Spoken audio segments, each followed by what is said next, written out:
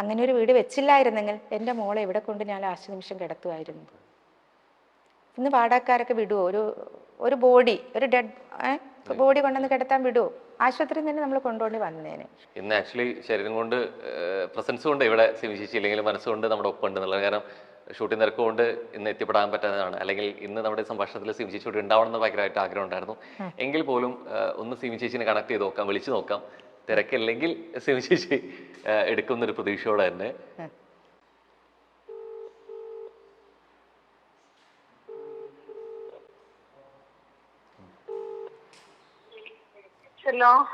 Hello, സിമിശേഷി തിരക്കിലാണോ? Hello, റോഹനാണ് സംസാരിക്കുന്നത്. ഞാൻ ഇവിടെ ശരണ ചേച്ചിയുടെ വീട്ടിലുണ്ട്. അപ്പൊ ഇങ്ങനെ ശരണ ചേച്ചിയുടെ അമ്മയായിട്ട് സംസാരിച്ചുകൊണ്ടിരിക്കുകയായിരുന്നു. തിരക്കിലല്ലോ അല്ലേ? Okay okay. അപ്പൊ ഇപ്പൊ ശരണ ചേച്ചിയുടെ വീട്ടിലാണ്, അമ്മയുടെ സംസാരിച്ചുകൊണ്ടിരിക്കുകയായിരുന്നു. ശരണ ചേച്ചിയുടെ വിശേഷങ്ങളൊക്കെ പറഞ്ഞുകൊണ്ട് കൂട്ടത്തിലെ അമ്മയുടെ വാക്കുകൾ എപ്പോഴും കൂടുതൽ വന്നുകൊണ്ടിരിക്കുന്ന ഒരു പേര്, വ്യക്തിത്വം സിമി ചേച്ചിയുടെ ആയിരുന്നു. അപ്പോൾ തോന്നി ഒന്ന് സിമി ചേച്ചിനെ വിളിച്ച് സംസാരിക്കാനും തോന്നി. അമ്മയുടെ അടുത്തുണ്ട്, ഞാൻ ഒന്ന് അമ്മയ്ക്ക് കൊടുക്കാം.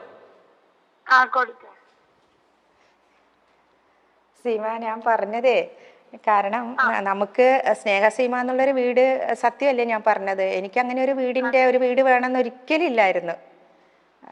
സീമ മാത്രമാണ് ചേച്ചി വീട് വേണം ചേച്ചി പൈസ മതി എന്നൊന്നും പറയല്ലേ, ഒരു വീട് വേണം എന്നും പറഞ്ഞുകൊണ്ട് സീമയാണ്. പക്ഷെ ഞാനിപ്പം പറയാണ്, അങ്ങനെ ഒരു വീടില്ലായിരുന്നെങ്കിൽ ശരണ്യ ഒരുപക്ഷെ നമുക്ക് വാടക വീട്ടിലേക്ക് ആരും ഒരു ബോഡീനെ കൊണ്ട് കിടത്താൻ വിടത്തില്ല.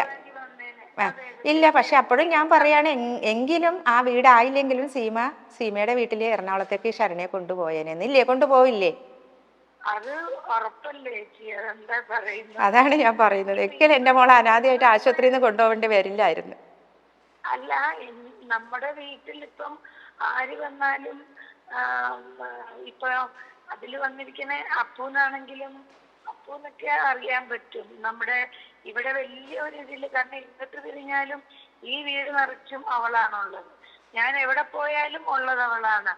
അപ്പൊ അങ്ങനെ ഒരു അനാഥമായിട്ട് ഒരിക്കലും നമ്മൾ അവളെ വിടുവോ? ഒരിക്കലും ഇല്ല. എനിക്കറിയായിരുന്നു അവളെ ഒരിക്കലും ഒരു ആശുപത്രിയിൽ നിന്ന് ഡയറക്റ്റ് അവളെ സംസ്കാരത്തിന് കൊണ്ടുപോണ്ടി വരില്ലായിരുന്നു. ഒരിക്കലും ഇല്ല ചേച്ചി, ഒരിക്കലും ഇല്ല. എന്താണെങ്കിലും അവളെ ആ രീതിയിൽ തന്നെ, അതായത് TRS-ൽ വെറുതെയല്ല, കാരണം അവളെ മാലാകക്കുട്ടി പോലെ കാണണം എന്ന് വിചാരിച്ചിട്ടാണത്. അപ്പോഴൊന്നും എനിക്ക് ചേച്ചിയോടൊന്നും പറയാൻ പറ്റില്ല. ചേച്ചി അത് അറിഞ്ഞോന്ന് പോലും എനിക്കറിയില്ല. അവിടെ അടുത്തുള്ളൊരു ഷോപ്പിൽ പോയിട്ട് അവൾക്ക് വെള്ള ഗൗൺ, അതായത് ശരിക്കും ഒരു മാലാകെ പോലെ അവളെ കാണണമെന്ന് പറഞ്ഞിട്ട് ആ വെള്ള ഗൗണും കൊണ്ട് കൊടുത്ത് അവളുടെ കണ്ണെഴുതാനും അവളുടെ ചുണ്ടിൽ ലിപ്സ്റ്റിക് ഇടാനും അതെല്ലാം കൊണ്ട് അവിടെ നേഴ്സുമാരെ ഏൽപ്പിച്ചിട്ട് പറഞ്ഞു, അങ്ങനെ വേണം അവളെ ഞങ്ങൾക്ക് കാണാമെന്ന് പറഞ്ഞു. അങ്ങനെയാണ് അവളെ അവിടുന്ന് ഇറക്കിയത്. അതൊന്നും പറയാൻ പറ്റുന്ന മാനസികാവസ്ഥ ആയിരുന്നതും ഇല്ലല്ലോ. ആരുടെ അടുത്തും ചേച്ചിയുടെ അടുത്തോ ഒന്നും നമുക്കിങ്ങനത്തെ കാര്യങ്ങളെ പറയാൻ പറ്റാത്ത സിറ്റുവേഷൻ ആയിരുന്നല്ലോ. ലാസ്റ്റ് മോള് പോയി, പിറ്റേന്ന് ബന്ധുക്കളെല്ലാം കെട്ടുപെറുക്കി പോയി.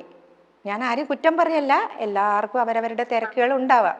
പക്ഷെ 16 ദിവസം വീട്ടിൽ നിന്ന് എനിക്കിനി എന്ത് പറയാ, 16 ദിവസം മോളുടെ ചടങ്ങ് കഴിയുന്നവരെ വീട്ടിൽ നിന്നിട്ട് ചേച്ചി അമ്മ പറയായിരുന്നു, ഇപ്പോ വീട് വേണം എന്നുള്ളൊരു നിർബന്ധം ഇല്ലാതിരുന്നിട്ട് കൂടിയും അതിന്റെ ആവശ്യകത മനസ്സിലാക്കിയിട്ട് ചേച്ചിയുടെ തീരുമാനം അത്രയും സ്ട്രോങ് ആയി നിന്നുകൊണ്ടാണ് ഞങ്ങൾക്കൊരു വീട് കിട്ടിയത്. അതിന്റെ ഒപ്പം തന്നെ അമ്മ പറയുന്ന ഒരു കാര്യമുണ്ട്, അങ്ങനെ ഇല്ലായിരുന്നെങ്കിൽ മരണശേഷം ഡെഡ് ബോഡി കൊണ്ടുവരാൻ വേറെ എവിടെ സമ്മതിക്കായിരുന്നു, ആര് സമ്മതിച്ചില്ലെങ്കിലും ചേച്ചിയുടെ വീട്ടിൽ കൊണ്ടുവന്നത്. അപ്പൊ അത്രത്തോളം ഫാമിലി മെമ്പറായിട്ട്, അല്ലെങ്കിൽ പിറവി കൊണ്ട് അമ്മയല്ലെങ്കിലും അങ്ങനെ കർമ്മം കൊണ്ട് അമ്മയായിരുന്നു ശനി ചേച്ചിക്ക് ചേച്ചി എന്നുള്ളതാണ് പറഞ്ഞു വരുന്നത് എന്നുള്ളത്. അതിന്റെ ഒപ്പം ഒരു കാര്യം, ചേച്ചിയും അമ്മയും കൂടി ചേർന്ന ഒരു ഇതുണ്ടായിരുന്നു. കാരണം ഒരു ദിവസം വേറൊരു സംഭവം ഉണ്ടായി, ഒരു ഇൻസിഡന്റ് ഉണ്ടായി.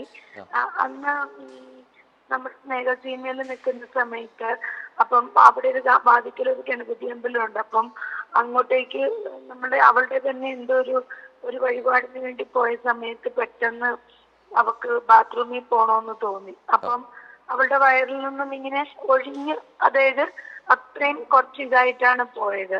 അപ്പൊ ഞാൻ പറഞ്ഞു, നീ വിഷമിക്കണ്ട, അത് ഞാൻ തന്നെ ചെയ്തോളാം, ഞാൻ തന്നെ എടുത്തോളാം. അപ്പൊ ഡ്രസ്സിലൊക്കെ ആയി. ഞാൻ തന്നെ അത് ആ ബക്കറ്റിലെ വെള്ളത്തില് ഒരു ഗ്ലൗസും ഇടാതെ ഒരു ഇത് ഇടാതെ ഞാൻ എന്റെ കൈ കൊണ്ട് തന്നെയാണ് ഞാൻ ആ മറ്റേ അത്, കാരണം അത് ഫുൾ ഇതായിരുന്നു. അപ്പൊ അതങ്ങനെ, അപ്പൊ എന്നോട് ഇങ്ങനെ എന്നെ നോക്കിയിട്ട് ചോദിച്ചു, ചേച്ചിക്ക് അറപ്പില്ലേന്ന് ചോദിച്ചു. അപ്പൊ ഞാൻ പറഞ്ഞു, എന്തിനാ അറപ്പ്? ഇപ്പൊ എനിക്ക് അങ്ങനെ ഒരു, എന്റെ മോളായിരുന്നെങ്കിൽ ഞാൻ അറച്ചു മാറി നിൽക്കുവോ? ഒരിക്കലും അറച്ചു മാറി നിൽക്കത്തില്ല. അപ്പൊ എന്താന്ന് വെച്ച് കഴിഞ്ഞാൽ ഇത് മുൻജന്മത്തിൽ എപ്പോഴോ അല്ലെങ്കിൽ ഏതോ ഒരു ജന്മത്തില് അവൾ എന്റെ മകളായിരുന്നിരിക്കണം. അല്ലെങ്കിൽ ശരിക്കും പറഞ്ഞു കഴിഞ്ഞാൽ ഗീത ചേച്ചിയുമായിട്ടോ ശരണ്യായിട്ടോ ഒന്നും ഇങ്ങനെ ഒരു ബന്ധം, ഇങ്ങനെ ഒരു ആത്മബന്ധം ഉണ്ടാകേണ്ട ഒരു ബന്ധവും ഞങ്ങൾ തമ്മിലില്ല. അപ്പൊ അത് അങ്ങനെ ഓർമ്മകൾ ഒരുപാടുണ്ട് മോനെ. അത് ചിലപ്പം ഒരു വാക്കിലോ ഒരു ഇതിലോ നമുക്ക് തീരാവുന്നതല്ല അതൊന്നും. തീർച്ചയായിട്ടും. അപ്പോൾ ഇതേപോലെ തന്നെ സിം ചേച്ചി ശരണേശ്വരായിരുന്ന പോലെ, ശരണേശ്വരി കുടുംബത്തിലായിരുന്ന പോലെ കുറേ പേർക്ക് സ്നേഹ സീമയായിട്ട് ഇതുപോലെ പോട്ടെ എന്നും കൂടി ആഗ്രഹിക്കുകയാണ്, പ്രാർത്ഥിക്കുകയാണ്. താങ്ക് യു ചേച്ചി, തിരക്കിനിടയിലും കുറച്ചു നേരം നമ്മോടൊപ്പം ഉണ്ടായിരുന്നതിൽ. ഓക്കെ.